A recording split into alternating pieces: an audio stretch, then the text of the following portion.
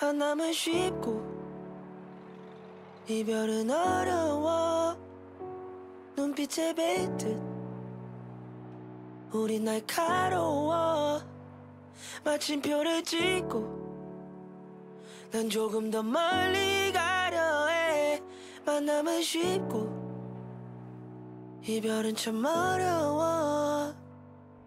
아직도 기억나 차 내 공기가 처음 들었을 때 맘이 짜릿했던 뭔가가 6살이었지만 알았었지 뭔가 다르단 건 그렇게 쉽게 만나게 되는 거야. 꿈이란 건 시간이 흘러서 이제 음악은 내 놀이가 됐고 듣고 따라만 부르기엔 내게는 뭔가 부족했어. 그래서 실행에 옮겼지. 방에서 혼자 꿈만 꾸던 모습 가사를 쓰고 부를 때 사실 내가 생각했던 건 돌아가야 할까 나가야 할까 환호와 박수 소리를 들을 때 떠나야 할 것 같지. 왜 지금 떠나서 아름다운 기억으로만 간직해. 다들 꿈이란 건 이루지 못한 채 꾸고만 사는데 It's okay 괜찮아 난 맛이라도 봤잖아. 다시 현실로 돌아가 그래 취직하고 잘 살아. 잘 잊혀지고 있잖아.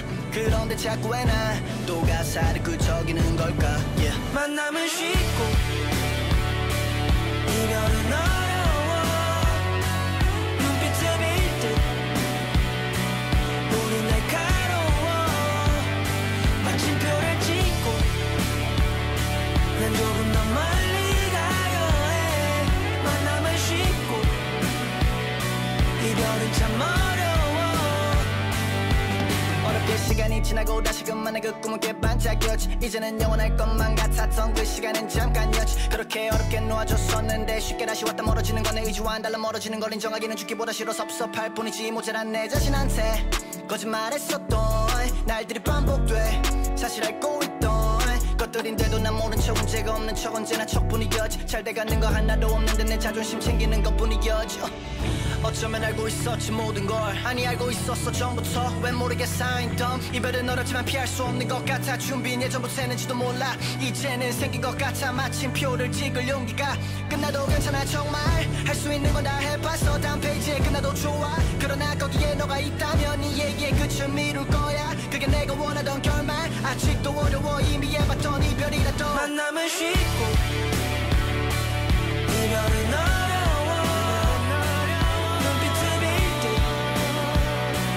우린 날카로워.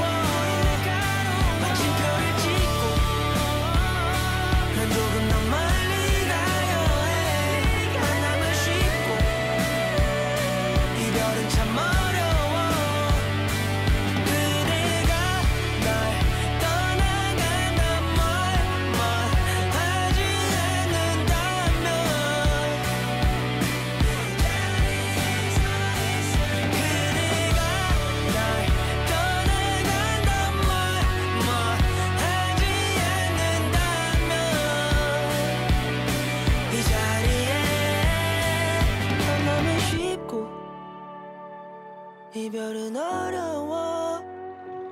눈빛에 뱉듯 우린 날카로워.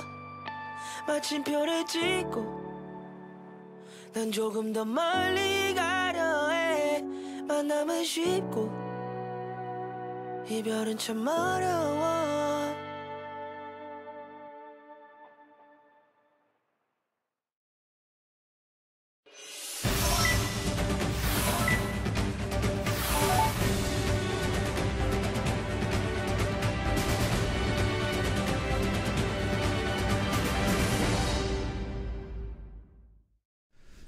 여러분의 저녁을 책임지겠습니다. 소통하는 재미 뉴스 프리데스크 아나운서 김민호입니다. 안녕하세요. 성지원 기자입니다.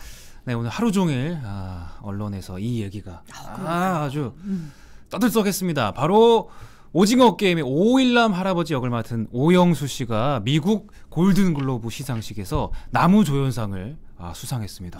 축하드립니다. 정말 기분이 좋은 수상 소식이었어요. 네.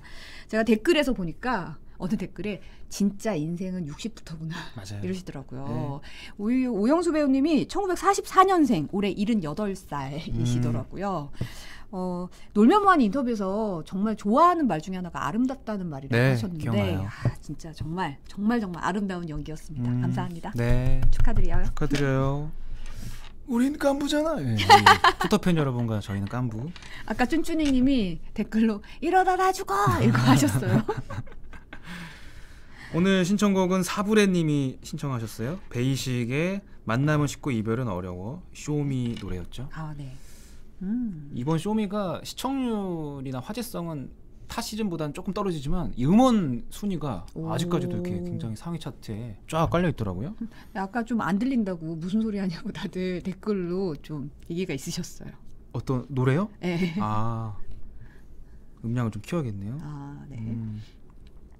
아니 좀 말이 좀 랩 같은 말이랑 막 섞여 있으니까 잘 안 들리시는 거예요. 가사가. 강민 선생님 내일 부스터샷 맞으신다고 잘 맞고 오세요. 네. 네. 미라클님이 오후에도 영하의 기온인 날들이 다가왔는데요. 보온용품 잘 챙겨주시기를 바라며 감사히 잘 시청하겠습니다 하셨어요. 네. 네, 따뜻하게 지내세요. 실버 프린스님께서 오영수 씨 백상예술대상에서 수상 경력이 있다고 하시네요. 영국 배우 네. 활동하실 때 얼마나 감개가 무량하시겠습니까? 그러니까요. 제가 아까 들어오기 전에 이정재 씨 인스타를 잠깐 봤는데 거기서 이제 축하 글을 올리셨더라고요. 깐부로부터 축하 메시지 남긴다 이러시면서 아주 훈훈했습니다. 오늘 어디 가시냐고 이세희님께서. 아 저요? 저 네. 어디 가나요? 네. 청담동 며느리 룩 같은 느낌이 아 그래요? 듭니다. 네. 네. 근데 좀 분장실에서 예쁘게 해주셨어요. 이 진주 목걸이는 본인 네, 제 겁니다. 싸제인가요? 네. 네. 사제요. 네. 잘 어울리십니다.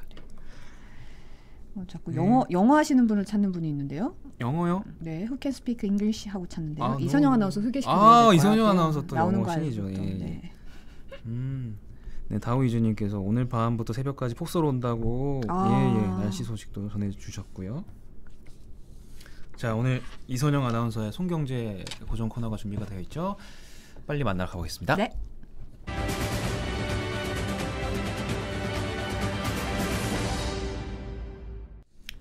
네, 이선영 아나운서 나오셨습니다. 안녕하세요. 안녕하세요. 반갑습니다. 네. 빨리 가라고 지금. 저 빨리 아니요. 가라고요? 지금 빨리 첫 번째 코너 스킵하라고. 그만 떠들라고. 지금. 네. 네, 오늘 근데 좀 빨리빨리 진행을 해야 될 것 같아요. 양이 많았나요? 네, 왜요? 큐시트 산책이 좀 기다려져가지고. 그래요? 맞네요. 네네. 빨리 가야 됩니다. 네, 빨리빨리 네. 가겠습니다.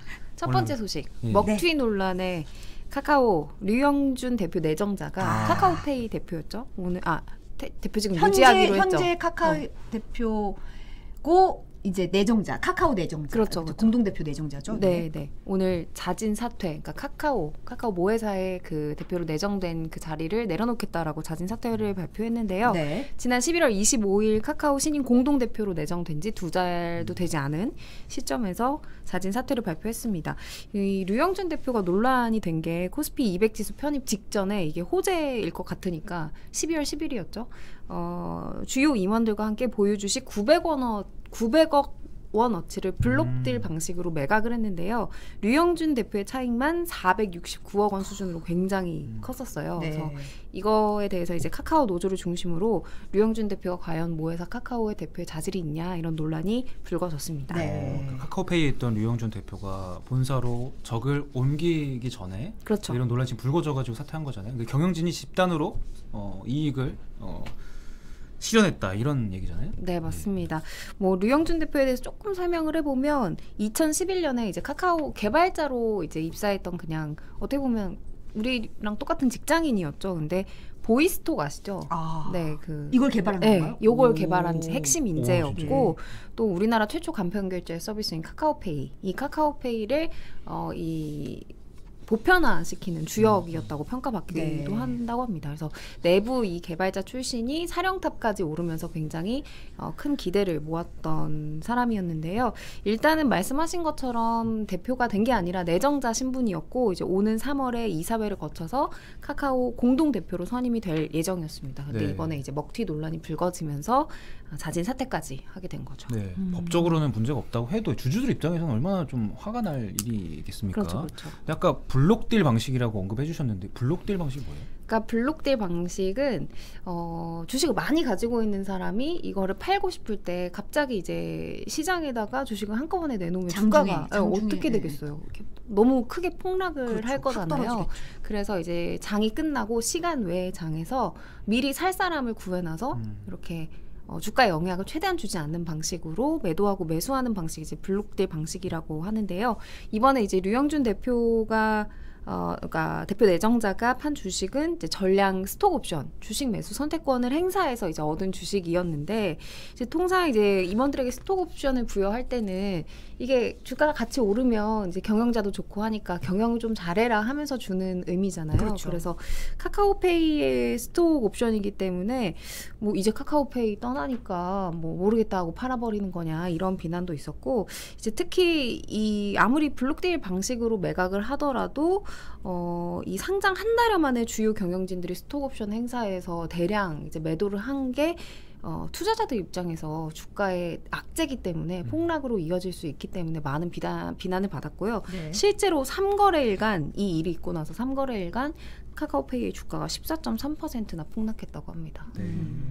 근데 기본적으로 카카오페이 측이 경영진들이 보유하고 있는 이 스톡옵션을 전량 행사한 것은 아니다. 일부 물량만 행사했다고 주장을 하고 있는데요. 네. 이 유영준 대표와 신홍근 차기 대표 내장자가 사실은 지난 4일에 사과문도 발표를 하고 사내 간담회를 열어서 이제 좀 이런 뭐랄까 좀 달래기에 나섰던 네. 것 같은데 분위기가 그다지 좋지는 않았던 네, 것 같아요. 잘 안 통했어요. 네. 그래서 노조에서 공식적으로 지난 5일에 간담회 다음 날이죠. 대표이사 자격이 없다. 내정을 철회하라라면서 이제 내정 철회를 요구했고, 카카오 주요 주주인 국민연금공단이 이제 한 7몇 % 정도 가지고 있는데 스튜어드십 코드를 발동을 해서 주총에서 대표 선임에 대해서 반대 표결을 해달라고 이제 노조에서 촉구를 하기도 했었어요. 네. 그래서 그리고 특히 이제 소액 주주들이 처음에는 이제 카카오페이 상장 이후에 가장 우려를 했던 게 알리페이였거든요. 그쵸. 알리페이가 네. 이제 카카오의 지분을 38.68% 가지고 있어서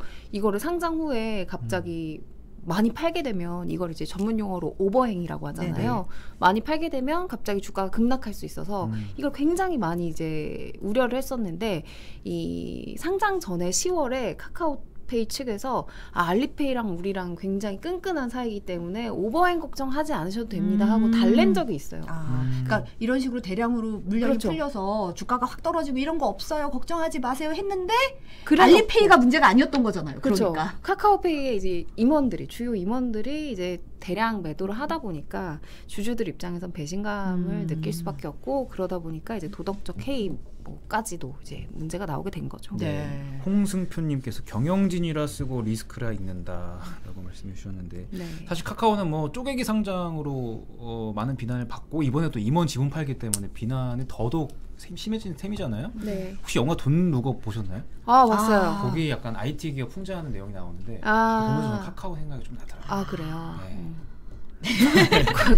너무 과도한 해석이 아닌가요? 근데 뭐 해석은 자유니까요. 예, 네. 안 보신 분들 있으시면 네. 보시라고. 네네. 예. 스포는 안 하고 네, 네. 그럼 보면 약간 생각이 날 그쵸, 수 있다. 생각이 날 수 생각이 있다. 날 수 예. 있다. 나는 그랬다. 네. 김민호 카카오. 아나운서의 사견입니다. 네. 혁신 성장을 하길 바라면서 네. 두 번째 소식 넘어가겠습니다. 네. 네, 세계 최대 가전 IT 전시회 CES가 이제 폐막을 했는데요. 코로나 팬데믹 때문에 이제 작년에는 비대면으로 이제 진행이 됐고 2년 만에 이제 전면 정상으로 개최한 행사였습니다. 근데 CES 2022에서 우리나라 기술 제품 139개가 혁신상을 받아서 오. 역대 최대 수상 기록을 경신했다고 와, 하더라고요. 대단한데요. 네, 오, 대단하죠. 박수 한번 칠까요? 야, 오. 잘하셨습니다. 아니, 우리나라 가전이 세계적인 수준인 건 뭐 다들 아시지만 139개 진짜 대단한 거 아니에요? 이 정도면? 근데 사실 CES가 좀 상이 많기로 아. 유명하기는 해요. 아니, 뭐 고생했으니까 우리 서로 상 받고 기분 좋으면 네, 좋죠. 네. 뭐. 네. 총 몇 개냐면 네. 623개나 주기는 하거든요. 맞네요. 많긴 아, 많죠. 네. 그러니까 이게 왜 그러냐면 워낙 이제 전 세계에서 많은 제품이 출품이 되고 또 제품 카테고리만 해도 27개나 되기 아. 때문에 그 카테고리별로 혁신상을 주다 보니까 이렇게 600여 개의 상이 되는데 그중에 우리나라가 139개라고 했잖아요. 네. 비율로 보면은 22.3%나 돼서 이게 그러니까 개최국이잖아요. 미국에 이어서 두 번째로 이제 많은 비율로 혁신상을 탄 나라라고 있다라고 해요. 네. 그리고 2020년, 2021년 우리나라 개별 기록만 보더라도 101개의 혁신상을 수상했었는데 그 자체 기록을 경신을 한 거죠. 네. 그래서 우리나라 어떤 기업이 좀 타갔나 봤더니 우리나라의 대표 가전기업이죠. 삼성과 LG가 많이 타가긴 했는데요. 누가 이겼을 것 같나요? 왠지 저는 삼성, LG? LG? 가전은 LG잖아요. 아, 가전 제 개인 사견입니다. 근데 맞췄어요. LG가 3개 더 타갔어요. LG가 24개, 삼성이 21개로 LG가 앞섰고 특히 네. 이제 LG의 경우에는 LG 올해도 에보라는 제품이 있는데 CES 2022에 출품된 TV가 굉장히 많을 거잖아요. 네. 그 TV들 중에서 이제 최고의 TV로 선정되는 영예를 안았습니다. 또 뭐 현대차는 자동차 대신에 로보틱스, 그러니까 로보트와 네. 뭐 메타버스를 결합한 어떤 신개념의 모빌리티 제품을 선보였다고 하고요. 또 이런 터줏대감들 외에 SK그룹도 6개 계열사가 이제 합동으로 부스를 꾸려서 친환경에 대한 여러 가지 사업을 보여줬다고 하고요. 이런 대기업 말고도 이제 버네시안 엑스포라는 행사장이 있었는데 여기는 이제 스타트업들이 참여한 전시관이었어요. 네. 여기에 우리나라 290여 개의 스타트업이 참여를 했다고 하거든요. 굉장히 많죠. 그래서 올해 CES에 한국 기업만 총 500여 개 부스가 열리면서 역대 가장 많은 국내 업체가 참가한 행사였다고 합니다. 네. 네. 보니까 이사나님이 아까 질문에 LG, 설정명면 LG, 범블님도 가전은 LG다 이러면서 이제 얘기를 코코님도 그렇고 얘기를 하셨고 코코 중절님은 뭔 말인지 하나도 모르겠대요. 제가 더 쉽게 설명을 하도록 노력을 네. 해보겠습니다. 코디님이 로보틱스 스타크래프트인 줄 알았다고 얘기하셨고 보셨나 봐요. 네, 저희도 저 특파원이 가서 사실은 특파원이 가가지고 이렇게 운전대가 이렇게 이동한다거나 오. 그 안에서 이렇게 하는 거 이런 거 체험을 저희는 해봤군요. 사실 MBC 뉴스에서는 BMW 네. iX가 색깔이 변하더라고요. 그거 너무 앞으로 좋더라고요. 이렇게 가고 기분 따라서 내가 까만색으로 나가고 그러니까요. 싶을 땐 까만색으로 나가고. 원래 검은색 흰색을 제일 고민하잖아요. 그렇죠. 차 살 때 네. 무슨 색깔 고민하는데 그냥 그라데이션도 되고 되게 신기한 이게 뭐 상용화가 어느 정도 될지는 모르겠지만 그런 신기술 보는 재미가 아주 풍부하더라고요. 맞아요. 네. 근데 사실 그해 CES를 보면 한 해의 트렌드가 보인다는 말이 있거든요. 맞아요. 이게 네. 그때 보면 신기술들이 뭐가 제일 사람들이 많이 모이고 거기에 돈이 모이고 펀딩이 모이고 이런 걸 볼 수가 있으니까 사실 2년 만에 열려서 좀 관심도 뜨거웠던 것 같은데 올해 키워드는 뭘까요? 올해 키워드는 단연 헬스, 웰리스, 그러니까 건강과 내가 잘 살아가는 것에 대한 코로나 영향도 있겠네요. 네, 네. 아무래도 이제 좀 건강하게 살아야 뭐 그렇죠. 남는 게 건강밖에 더 있겠어요, 여러분. 네, 그렇죠? 그래서 네. 요 분야가 단연 돋보였다고 할 수 있는데요. 2019년에는 16개에 불과했던 이 분야의 혁신상이 올해는 77개로 5배나 이제 증가를 하면서 올해 혁신상에서 가장 큰 비중을 차지했습니다. 그리고 올해 CES 개회식 기조 연설 자체를 헬스케어 기업 에보트의 로버트 포드 대표가 했거든요. 네. 그 기조 연설에서 이제 말씀하신 것처럼 이 한 해의 트렌드, 미래의 전망 같은 게 좀 드러나잖아요. 네. 여기에 이제 처음으로 헬스케어 기업이 기조 연설을 했다는 게 좀 의미가 있다. 이렇게 분석이 됐고 또 모빌리티 분야 수상 제품도 많이 늘었어요. 지난해 20개에서 올해 40개로 2배나 증가했고 지난해는 4개에 불과했던 가상현실 분야 이제 상도 올해 19개를 기록하면서 사람들의 관심을 이제 즉각적으로 반영한 결과를 나타냈습니다. 네. 그리고 지난 한 해 일론 머스크와 제프 베이조스 같은 이제 억만장자들이 막 경쟁하면서 우주 관광 상품을 내놨잖아요. 네. 그래서 우주 탐사 관광 사업에 관련한 이제 부스들도 있었는데요. 뭐 시에라 스페이스, 제로지 등 우주 기술 업체도 여러 참가를 했다고 합니다. 네. 일론 머스크 얘기가 나와서 말인데 그 테슬라는 이번에 부스도 따로 안 차렸는데 CES에서 네. 엄청난 관심을 받았다고요. 뭐 일이 있었어요? 네. 이게 CES에 참여한 기업이 이제 올해는 코로나 여파로 해서 조금 대폭 줄었다고는 그쵸, 하는데 네. 2,000여 개가 넘거든요. 네. 그런데도 불구하고 거기에 참여를 하지 않았는데 일론 머스크가 굉장히 주목을 받았어요. 왜죠? 네, 근데 이렇게 많은 이 기업들이 참여를 하다 보니까 전시관 자체가 굉장히 큰 규모거든요. 네. 그래서 예를 들면 자동차 업체가 있는 웨스트홀에서 전자기계가 있는 센트럴홀로 걸어가려면 한 20분 정도 걸린대요. 20분이면은 여기서 월드컵 경기장 정도는 그러네요, 걸어가야 진짜. 되니까 네. 이제 긴 거리인데 크네요. 네, 일론 머스크가 설립한 회사 보링 컴퍼니가 준비한 베이거스 루프라는 지하 터널을 이용해서 우와. 테슬라의 자동차를 타고 가면은 1, 2분밖에 걸리잖아요. 대박. 그래서 사진 한번 볼까요? 네. 네. 이렇게 굴처럼 생겼죠. 그래서 이 길이 베이거스 루프라는 이름을 가졌는데요. 네. 지하 12m에 뚫린 길이는 1.3km, 지름 4m 크기의 두 개의 원통형 터널이라고 합니다. 그래서 CES 2022가 개최된 미국 라스베거스의 컨벤션 센터 웨스트홀, 센트럴홀, 사우스홀을 지하에서 이렇게 하나로 연결을 해주는 통로라고 하고요. 첫날에만 이용객이 이제 14,000여 명이 체험을 했다고 하거든요. 그래서 뜨거운 관심 보였다고 합니다. 마사티님이 이번에 CES는 다르더라. 조만간 뭔가 세상이 달라질 것 같다. 이런 얘기하셨고 네. 에스민 H님은 2001년에 컬러폰, 2010년에 스마트폰, 2020년대 뭐가 나올까라고 하셨고 서윤사님 죄송합니다. 이게 또 안 보였나요? 네, 손이 많이 가서 죄송해요.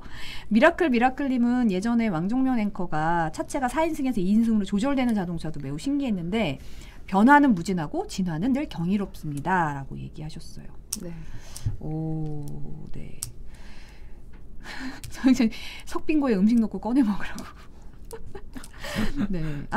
지금 베이글이 아니라 베이거스 루프. 네, 베이거스. 라스베이거스니까. 사실 베거스 라스베이거스 같은 경우에는 이제 날이 덥고 하니까 사실 트램 같은 게 사실 돌면서 컨벤션 홀 같은데 이렇게 쭉 다니면서 트램이 달리는데 그걸 더 단축시킨 거죠. 그렇죠. 근데 이게 사실 이번 행사만을 위해서 만든 건 아니고 앞으로 공항과 호텔을 이제 연결하는 지금은 1.3km인데 46km 길이의 추가로 터널을 뚫어서 이제 최고 250km로 달릴 수 있게 한다고 하니까 이제 좀 하이퍼루프의 전 단계라고 해야 될까요? 이런 면에서는 좀 기대가 되는 것 같아요. 그러니까 방금 하이퍼루프를 이제 언급하셨는데 사실 일론 머스크가 구상했던 거는 베거스 루프 수준이 아니고 자기 부상형 친환경 원형 고속열차예요. 그쵸. 그래서 이 마찰을 최소한으로 줄여서 저항성을 최소한으로 해서 이론상으로 최고 1200km, 시속 1200km면 어마어마하잖아요. 그쵸. 이만큼 빠르게 달릴 수 있는 고속열차를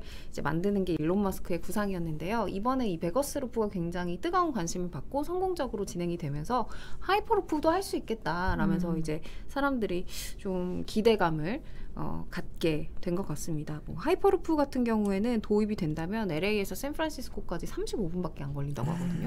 엄청난 기술인데 아직까지 상용화는 조금 시간이 걸릴 것 같고 베가스 루프로 하이퍼루프의 맛을 조금 보여줬다고 할 수 있겠네요. 네. CES만 잘 들여다봐도 미래 지구가 어떻게 바뀔지 알 수 있을 것 같아요. 정말 첨단 기술들이 많이 나오고 있습니다. 네. 자, 벌써 마지막 소식이에요. 오늘 진짜 빨리빨리 진행을 너무 했네요. 빨리 간 것 같은데요. 네. 괜찮아요. 뒤에 할 얘기 많아요. 맞아요. 네. 네. 근데 마지막 소식은 좀 전해드리기 죄송스러운 물가 인상 소식인데요. 이제 연말에 송경제에서도 물가 인상에 대해서 굉장히 뭐 여러 아이템으로 소개를 해드렸던 것 같아요. 유가도 뭐 보조금 관련해서 전해드렸고 유가 인상 소식, 그리고 물류 대란 전해드리면서 식재료 인상 소식도 전해드렸었고, 또 전기료 등 공공요금이 인상될 수도 있다라는 소식까지도 전해드렸는데 이제 새해 들어서 안 오르던 것까지 올라버렸어요. 뭐죠? 뭐냐면 뭐가 다른 거 다 올라도 진짜 몇 년 동안 안 오르던 스타벅스 커피가 진짜요? 네, 새해 들어 첫 인상 스타트를 끊었습니다. 8년 만에. 그래서 8년 만에 아메리카노와 카페라떼 등 23종의 음료 가격을 400원 인상한다고 하는데요. 네. 그동안 이제 스타벅스 같은 경우에는 숨 쉬면서 하래요. 빌로바 TV님이. 제가 마음이 숨을 쉬라고. 오늘. 네. 그동안 이제 다른 프랜차이즈 업계들은 음료 가격을 이제 100원씩 조금 올렸는데 스타벅스는 8년 동안 전혀 올리지 않고 동결해 왔었거든요. 근데 국제 원두 가격이 정말 많이 올랐더라고요. 그래서 국제 아라비카 원두 가격이 2020년에 1파운드당 113센트에서 2021년 12월에 230센트로 거의 2배, 103.5% 상승했다고 하거든요. 그래서 이 원재료 가격의 인상 압박을 견디지 못하고 스타벅스가 커피 가격 인상을 했다는 소식입니다. 네. 초음속 토끼님이 내 월급도 인상해도 하셨고, 으라차차님이 물가는 오르고 내 월급만 안 오르고 매년 그렇다면서 얘기하셨어요. 빌로바TV님 내 월급은 오르겠지 하셨고, 서영찬님이 1월 1일부로 전국에 있는 식당 가격이 올랐다고 하네요 라고 말씀하셨어요. 그러게요. 네. 근데 이제 사실은 그 국제 원두 가격 자체 이제 코로나 영향도 있고 공급망 문제도 있어서 좀 가격이 심상치가 않았는데 이제까지는 기존에 수입해둔 원두 재고가 좀 있었나 봐요. 그래서 네. 이제 버티다가 이제는 더 이상 이제 가격 인상을 반영하지 버틸 않을 수가 수가 없는 없는 거죠. 상황이 된 거죠. 네. 사실 이게 스타벅스가 가격 인상한 게 문제가 아니라 어떻게 보면 업계 선두주자가 가격을 인상한다 그러면 문제는 이제 후발주자들도 다 우리도 그렇죠. 올릴게 이 조금 틈에. 이쯤에 그러면서 조금 얘네가 이 정도면 우리도 올려도 돼 뭐 이러면서 조금 얘기가 나오잖아요. 어때요 맞아요. 분위기가? 그러니까 지금 말씀하신 게 이제 정확하게 지금의 분위기인데요. 이사나님께서 이제 4,100원에서 4,500원 툴 사이즈 기준이라고 말씀하셨는데 스타벅스 이야기죠. 스타벅스가 이제 아메리카노가 4,100원이었다가 400원 인상되면서 4,500원이 이제 되는 건데요. 1월 13일부터 네. 보통 크기 기준 아메리카노 가격이 폴바셋, 엔젤리너스, 파스쿠치가 4,300원, 투썸 플레이스 할리스가 4,100원으로 인상된 스타벅스 가격보다 지금 낮아요. 네. 그렇다 보니까 성지영 기자 말처럼 이제 경쟁 업체도 이 시점에 그럼 우리도 좀 올려야겠다 하면서 줄줄이 가격을 올릴 가능성이 전망되고 있는데 실제로 폴바셋 관계자의 경우는 가격 인상 검토 중이다 이렇게 이야기한 걸로 업계에서는 말하고 있습니다. 그렇군요. 커피 싸서 좋았는데 또 올린다고 하니까 또 마음이 아파지는데 저는 궁금한 게 제 폰에 이제 그 기프티콘이 꽤나 있어요. 특히나 선물 받은 거. 네, 스타벅스를 많이들 선물을 주니까 그 그래요, 쿠폰이 맞아요. 진짜 많은데 그럼 이것도 제 돈 400원을 얹어가지고 커피를 사 먹어야 되는 거예요? 앞으로? 그런 우려를 하신 분이 한두 명이 아니었는데 몇 다행히 명이에요? 몇 명이었어요? 제가 네. 잘 모르겠고요. 네네. 미안합니다. 네네. 네, 제가 그건 미안해요. 아니고 네, 그냥 기프티콘은 쓸 수 있게 하겠다라고 이제 스타벅스를 운영하는 SCK 컴퍼니가 밝혔습니다. 그래서 스타벅스 커피값이 인상되는 게 1월 13일이라고 아까 말씀드렸잖아요. 이 이전에 구매한 기프티콘은 그 이전에 구매한 커피로 간주를 하겠다라고 이미 산 거다. 그렇죠. 와. 그러니까 1월 13일 이전 가격으로 산 거다 이미 커피를 그렇게 쳐서 기프티콘은 그냥 차익 결제 없이 사용할 수 있게 하겠다라고 밝혔고요. 그러니까 조금 더 설명을 하면 만약에 오늘 4,100원 주고 구매한 아메리카노 쿠폰이라면 네. 1월 14일에 4,500원짜리 400원 인상된 아메리카노를 그냥 사 먹을 수 있고 카페 라떼의 경우에는 300원 차이가 나거든요. 네네. 그래서 그 차익만큼만 결제를 하면 되는 거죠. 그래서 이런 식으로 기프티콘 구매 시점에 이미 커피를 구매한 걸로 보겠다라고 밝혔고 이렇게 결정을 하다 보니까 일부 소비자들이 그러면은 기프티콘 유효 기간이 3개월이니까 지금 사놓으면 4월까지는 인상되지 않은 가격에 커피를 먹을 수 있는 거네 하면서 일부 그러네요. 소비자들이 커피 기프티콘을 사재기하는 경향도 나타나고 나에게 있다고. 선물한다. 그렇죠. 나에게 선물하기 나에게 기능을 라떼를 한 잔 미리 네네, 선물하겠다. 그렇게 하고 있다고 합니다. 팬 여러분 집 난리 났어요. 산다고. 그러니까 10잔 사면 4,000원이 절약되는 거죠. 개념이니까 커피 한 잔을 더 먹을 수 있는 거예요. 그러네요. 그렇게 하니까 뭔가 그런 되게 게 있었는데. 그게. 계산이 빠른데요? 짠 네. 사야겠네. 에드리언 홀님이 재테크로 커피나무 심어야겠다 하셨어요. 아직 시간이 있대요. 끝난 게 아니고 네. 13일 이전에만 사면 네, 되니까. 13일 이전에만. 목요일에 네. 인상을 하니까 아직 좀 시간이 있는 거고. 있습니다. 네. 근데 이거 못 쓰면 90%밖에 환불 못 받는 거 아시죠? 그렇죠. 또 네. 너무 많이 사재기 해놨다가 못 쓰지 마시고요. 네. 네. 플래닛 K마이님이 안 먹으면 되지 뭘 미리 사 하셨어요. 그러게요. 근데 문제가 홍수표님 맥심 칸으로 변경해야 할 듯. 블랙스완님도 집에서 커피 마실란다 하셨는데 문제가 오른 게 스타벅스뿐만 아니라 사무실에 영원한 우리의 친구 네. 믹스 커피 값도 올랐다고. 네, 아까 그 말씀하신 대로 그러니까 원두 가격 자체가 이제 인상이 됐기 때문에 네. 믹스 커피의 대명사 맥심 그리고 인스턴트 커피 그 원두 커피의 대표 카누의 가격도 오른다고 합니다. 그래서 동서식품에 따르면 이제 14일부터 평균 7.3% 가격을 인상하기로 했다고 하는데요. 사실 동서식품도 업계 1위고 그동안은 가격을 동결해 왔었어요. 스타벅스랑 비슷한 기간 거의 뭐 7년 4개월인가? 거의 8년 만에 이렇게 인상을 하게 된 거거든요. 네. 커피가 진짜 사실 직장인한테는 완전 힐링 식품이잖아요. 그럼요. 커피라도 한잔 하러 가자 하면서 바람 쐬고 잠깐 내려갔다고 이런 건데. 약간 합법적으로 약간 그러니까요. 약간의 타임오프, 약간의 휴식. 그쵸. 조금 이렇게. 오르면 그것도 약간 또 꺼림직해질 수도 있고 걱정이 좀 됩니다. 기분이 막 네네. 좋은 소식은 아니죠. 네. 근데 또 직장인들 한숨 나오게 하는 인상 소식이 있다고 하네요. 아니 김민우 아나운서도 이거 좋아하시는 것 같은 우리 회사 앞에 있는 버거집 있잖아요. 버거집 좋아하죠. 네, 그 버거왕. 버거왕. 네, 왕. 버거왕. 버거왕도 이제 700원 정도 평균 올라서 700원. 예. 원래 버거랑 감자랑 음료랑 해서 가장 작은 사이즈로 먹으면 9,900원 정도에 먹을 수 있었는데 이제는 10,000원으로 한 끼 해결하기가 불가능해졌다고 합니다. 그리고 햄버거뿐만이 아니라 김밥 가격도 평균 2,000원에서 2,400원, 김치찌개는 6,000원에서 6,500원, 짜장면은 5,400원에서 5,500원으로 인상됐다고 하는 조사도 있었는데요. 선배 밥 사주세요. 이게 이제 민폐가 되는 거죠. 밥 먹어요. 네. 밥 사줄게요. 지금 이렇게 물가가 인상됐는데 말이야. 눈치 하면서 보이긴 이제, 하네. 눈치 보일 수 있겠네요. 근데 사실 이게뿐만 아니라 요즘 광어도 비싸고 딸기가 또 딸기가 올라가고 진짜 너무 딸기가 비싸더라고요. 비싸가지고 딸기가 네. 이렇게 덜덜덜 떨리더라고요. 한 팩에 3만 원 이렇던데요. 그건 너무 거의? 비싼 딸기인 것 같은데요. 어, 너무 최고급. 설향 딸기인가? 설향. 예. 네. 설향이 최고급 분종이죠. 네. 얼마나 다들 맛있길래? 설도 얼마 안 남았는데 물가 때문에 좀 걱정이 많이 됩니다.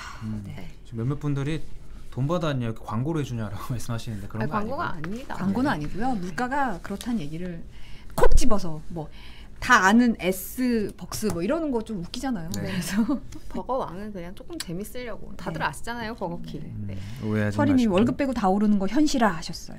네. 네, 네.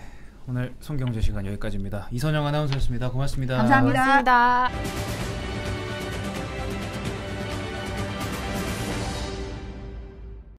네, 큐시트 산책 노재필 안녕하십니까. 기자입니다. 어서 오세요. 안녕하십니까. 오늘 오늘 다른데 뭔가 좀 다른데요? 아, 네. 멋지죠. 사과 방송 하시는 거 멋지죠. 검은 정장을 입고 네네. 있어요. 뭐 저야 뭐 사과 방송 전문 유튜버니까. 그 주말에 뭐 잘 지내셨죠? 아 그럼요. 예. 네. 어떻게 오늘이 지내셨나요? 좀 잘 지냈죠. 음. 네, 아주 바쁘게 지냈죠. 예, 노 기자님께서는 어떻게 지내셨습니까? 저는 뭐 그냥 뭐 짐 싸느라고. 짐을 쌌다고요? 네. 이사하셨어요? 이사가 아니고 사실 뭐 제가 오늘 뭐 미리 말씀을 드리면 네. 오늘 제가 마지막 방송이에요. 그래서 아, 그 인사가 나가지고 제가 또 워낙 또 일을 잘하다 보니까 그러니까요. 이 조직에서 저를 또 이렇게 그냥 안 두네요. 그냥 두지가 않네요 또. 그러니까. 참 그래서 지금 그- 피카버전 퇴사 하나였는 또 뭔가요? 싸우다가 오셨냐고 하는 분도 계시고. 뭐 싸우던 것 같아요. 누구 결혼했냐, 뭐 새신랑이다 지금 아. 웬 정장이냐 지금 다들 빈코님이 상가집 150수 다녀간다고. 150수 양복 같다. 네네. 네. 퇴사는 아니고 퇴사 아닙니다. 이거 이제 이거 클로즈업 하지 말. 이거 뭐 하는 거야? 아니 지금? 막방인데 이게 해주세요. 장모 씨 지금 왜 하시는 뭐 하시는 거예요? 아무튼 제가 굴하지 이제- 않아요, 굴하지 않아요. 그래서 아, 네. 그 프리데스크는 오늘까지 하고 제가 아. 이제 또 다른 일을 좀 회사 안에서 하게 돼가지고 네, 그래서 뭐 마지막으로 인사 좀 드리려고 나왔습니다. 아쉬워요. 사실 이 뉴스 프리데스크를 처음으로 아 그렇죠. 네네. 기획하시고 네, 아버지죠 아버지. 만들자고 네. 윗선에 보고해 주신 분 이거 왜 만들었는지 아세요, 프리데스크? 왜 만들었어요? 무슨 얘기할까 물어. 이게 사실은 작년 6월 29일 날이 이제 뉴스 작년 아니죠 재작년이요. 재작년이구나. 재작년이에요. 아, 대박. 네. 재작년 6월 29일 날이 저희가 그 뉴스가 개편되는 날이었어요. 아 그렇죠. 그래서 잊을 수 없죠. 그 한 달 전쯤에 한 달 반 전쯤에 이제 개편 예고가 돼 있었고 7시 반에 하던 뉴스데스크를 8시로 이제 옮기게 된 거예요. 그런데 제가 이제 고민을 해본 거죠. 왜냐면 유튜브를 보시는 많은 분들이 7시 반에 뉴스 보시는 거에 이미 습관이 많이 생기셨는데 그렇죠. 맞아요. 우리가 이렇게 그분들을 생각하지 않고 뉴스를 특히 유튜브에서 좀 막 옮기면 안 되겠다라는 생각이 들어가지고 네. 고민하다가 제가 북한산 등산하고 있는데 이런 생각이 들더라고요. 내가 하지 뭐.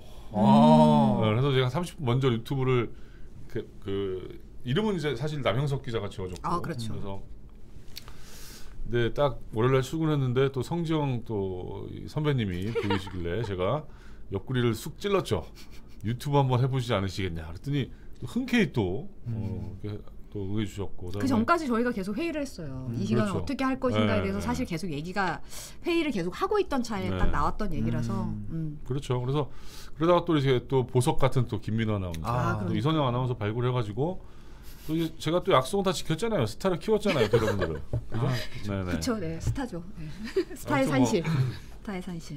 근데 뭐 사실 이제 좀 고민스럽긴 해요. 왜냐면 여기서 이렇게 그 두목 역할을 하다가 또 제가 또 그 의뢰 위치에 또 가서 또 일하는 또 자리 가다 보니까 과연 의리 될 만한 분은 아니죠. 네, 과연 저한테 맞는 건지. 뭐 강선모님께서 혹시 왕앵커 후임이라고 하시는데 절대 아닙니다. 절대 아니고요. 네네네. 문승윤님이 두목 없으면 이상한데요. 그러니까요. 사실 진짜 그렇죠. 서영찬님 의리로 안 보시면 어떡해요. 보셔야죠. 그럼요. 그러니까 새돌님께서 신의 한수 성기자 영입. 그렇죠. 네네. 상상이 안 되네요. 두목 안 계시다니 옥고시님이. 옥고시님께서. 근데 이게 제가 이제 1대 두목인데 또 2대 두목, 3대 두목이 또 나와서 좀 그럼요. 가져야 되는 거고. 뭐 그래야 또 이 조직에 또 이 프리데스크가 또 자꾸 원샷을 넣고 그래. 오늘 저 구축으로 올라오세요. 나 정말. 오늘 말고 이제 볼 일이 없다고 생각하시는 것 같아요. 아니 볼 일이 없으면 전화해서 만나면 되지. 왜 화면에 원샷을 띄고 그래요 지금. 잘하고 있습니다. 네. 아무튼 계속 하십시오. 네. 네, 저분이 옥상에 한 2번 올라오시더니 굉장히 저에 대한 반감이 많으신 것 같습니다. 네. 마이크송님이 슈퍼을 하셨고 위닝 네네. JTB님 노두목 이제 떠나는군요. 그동안 감사했습니다 하셨어요. 그렇죠. 사막의 호랑이님이 이 형 떴다고 우리 버리네 하시는데요. 근데 뭐 추억이 많이 있어서 저는 찬조 출연 같은 거 가끔 좀 할 수 있을 것 같아요. 정말요? 저는. 한번 하면 되지 뭐. 전화 어때요? 연결도 가끔 전화 그리우면. 연결 뭘 해요 전화 연결. 현장 가라고 어디 내가 저거. 아니 범블리님 네. 1대 노두목하고 아예 올리셨어요. 네네, 1대 2020년 6월. 네. 이거 분명히 나무 위키 올라갑니다. 이거. 그대로 올라갈 거예요. 마중물님 머리카락 심으러 가는군 하는. 우시는 거예요 지금? 우는 게 아니고 오늘 콧물 한 살에서 더 먹을 때마다 굉장히 이 호르몬 조절이 안 돼가지고 눈물이 나더라고. 근데 이게 애교 있는 눈물도 한 번을 보여드려야 또 많은 또 푸트팬분들이 또 짠하시지 않겠습니까? 네. 또. 네. 까니마 또까님께서 멀리 안 나가요. 멀리 오지 마세요. 그리고 새마을 조끼랑 모자는 제가 기념으로 가져가려고요. 마중을 주신 거라서 제가 올해 또 텃밭 할 때 써야죠. 이거 하시면서 얻으신 게 많아요. 네네네. 아이템도 많으시고. 쭈쭈느님이 누가 하냐고 하시는데 아마 뭐 여러분들이 많이 보신 분들이 잠깐 나오시지 않을까 싶고. 그럼요. 또 같은 식구가 나오죠. 그럼요. 제가 또 오늘을 위해서 많은 분들을 또 이 자리에 앉혔지 않습니까? 그렇죠. 다 준비가 돼 있으시죠. 그럼요. 자, 그럼 오늘 이제 쿠시트 산책. 큐시트 단체 노두봉님 첫 번째 소식은요. 자, 확진자 말씀드릴게요. 2,488명인데 2,500명 넘는 통계도 나온 게 있어요. 근데 저희는 이제 뭐 약간 다를 수 있긴 한데 그런 상황이고, 자, 정부가 오늘도 이제 그 방역 패스에 대한 얘기를 했습니다. 정부의 입장은 한결 같아요. 방역 패스라는 거는 중요한 방역 수단이다라는 거예요. 그래서 이걸 중단하게 되면 지난번에 말씀드렸잖아요. 학원 같은 데서 이 방역 패스가 만약에 지금 가처분 신청 인용이 돼가지고 안 할 경우에는 이 면적당 들어가는 어떤 인원을 더 줄여서 거리두기를 좀 강화한다 뭐 이런 얘기를 했는데, 아무래도 좀 아직 약간은 이제 줄고 있긴 하지만 그 확진자 수가 안심할 단계는 아니라는 게 정부 입장이고 조금만 더 해보자 뭐 이런 취지로 이제 얘기를 하는 것 같습니다. 그리고 오늘 이번 주에 그리고 정부가 그 거리두기 개편안에 대한 논의를 좀 한다고 그래요. 12일 날. 그래서 조금 지금 4명까지 돼 있고 9시까지잖아요. 그죠? 네. 저는 사실은 그 프리데스크를 안에서 좋은 건 하나 딱 있어요. 저녁 약속을 할 수 있지 않을까 생각이. 물론 뭐 그것 때문에 그런 건 아니고. 이거 시청하셔야죠 집에서라도. 시청해야죠. 제가 채팅 남겨드릴게요. 아니 근데 사실은 노두목님이 항상 이 큐시트 산책하면서 이 첫 번째로 코로나 소식을 안 전하는 날이 왔으면 좋겠다. 그럼요. 그런 얘기를 했었는데 마지막까지. 그렇죠. 참, 그러네요. 진짜 뭐, 어쩔 수 없죠. 맞습니다. 근데 이게 진짜 올해 연말쯤은 끝나지 않을까 싶기도 하고 끝나길 바라고 있어요. 저도 사실은. 희망이 있었으면 좋겠네요. 그 치료제는 이번 주에 도입된다고 하던데요. 오늘 기사 보니까. 자, 그 다음에 아까 말씀하셨던 그 깐부 할아버지. 깐부 할아버지가 또 상을. 저는 수상 소감을 한번 소개시켜 드리고 싶어요. 생애 처음으로 내가 나에게 괜찮은 놈이야라고 말했습니다. 정말 가슴이 와닿더라고요. 근데 저는 저 스스로 괜찮은 놈이라고 하루에 한 10번 정도 얘기하는데. 아침에 일어나고 거울 보면 부끄러웠어요 저는. 그래서 이 깐부 할아버지 오영수 배우님의 어떤 이 겸손한 마음이 배워야겠다는 생각이 들더라고요. 그 놀면 뭐하니에서도 마지막 말로 여러분이 아름다운 삶을 사시기 바랍니다 이런 말을 하신 적이 있는데 수상소감 마지막도 그거더라고요. 그렇죠. 아름다운 삶을 사시기 바랍니다 그렇게 전하셨어요. 야, 이산아님께서 속보로 2대 두목을 조승원 기자 발탁이라고 하셨는데 이산아님은 조승원 기자의 어떤 캐릭터를 잘 알고 계시는 거죠. 그래요? 굉장히 느낌인가요? 조성은 선배는 라디오도 많이 하셔가지고 굉장히 잘 얘기해 주세요. 정말 쏙쏙 들어오게. 하지만 본인은 네. 지금 1사F에서 그렇죠. 술을 계속 위스키를 드시고 있기 때문에 진짜 술을 드신다고 진짜. 그러던데. 마지막에 다 그 모든 스텝이 마지막 그렇죠. 한 잔을 위해서 사실 가는 스텝이에요. 저랑 같이 둘이 하면 재밌을 것 같지 않아요? 그쪽으로 가시는 건 아니죠? 그쪽으로 가고 싶은데요. 네. 자, 그다음에 미세먼지가 연일 나쁨이에요. 그러니까요. 이게 원인이 이제 대기가 정체되어 있는 건데 내일쯤은 북서풍이 불면서 대기가 이렇게 흩어진대요. 그래서 좀 미세먼지가 좀 농도가 낮아진다는데 문제는 북서풍이 불면은 찬 공기가 내려올 거 아니에요. 추워지죠. 그러니까 우리는 겨울 요맘때쯤에 미세먼지와 추위를 이렇게 바투하면서 살아온 사람들이 약간 있는 것 같아요. 따뜻한 날은 미세먼지가 많고 또 미세먼지가 없으면 추워지고. 그러니까. 자, 그다음에 이거 황당한 소식입니다. 이거 지난번에 그 신변보호 조치를 받던 여성의 어머니를 살해한 이석준이라는 사람 아시겠지만 이 양반이 이제 이석준이 거주지 정보를 이제 흥신소한테 받았잖아요. 50만 원 주고. 알고 봤더니 흥신소는 그 50만 원을 가지고 구청 직원을 매수해서 받은 거예요.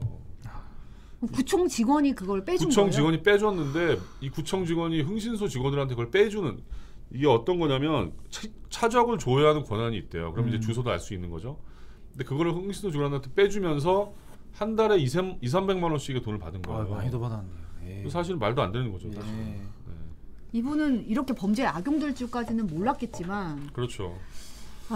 아무튼 뭐 굉장히 좀 말도 안 되는 정말 분노할 만한 뉴스인데 네. 뭐 마지막 소식 전해드렸고 네. 또 오늘 저는 마지막 방송입니다. 그리고 뭐 또 뵐 날이 오겠죠 뭐. 네. 뭐 돌고 돌아 또 유튜브 할 수도 있고. 자막 저거 본인이 만드신 거 아니죠? 깜짝 자막이죠. 감사드립니다. 그동안 고생 많으셨고 다 여러분들 그 신청곡 위원회 여러분들의 어떤 그 헌신이 있었기 때문에 여기까지 온 것 같고 네. 앞으로도 프리데스크 제가 승승장구하기를 응원하겠습니다.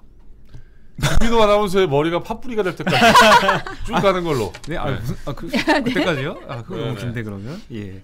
네, 그리고 어쨌든 뭐 좀 더 고생해 주세요. 네. 고맙습니다. 네. 그동안 감사했습니다. 네, 고맙습니다. 노재필 기자였습니다. 네, 감사합니다. 감사합니다. 내일 뵙겠습니다.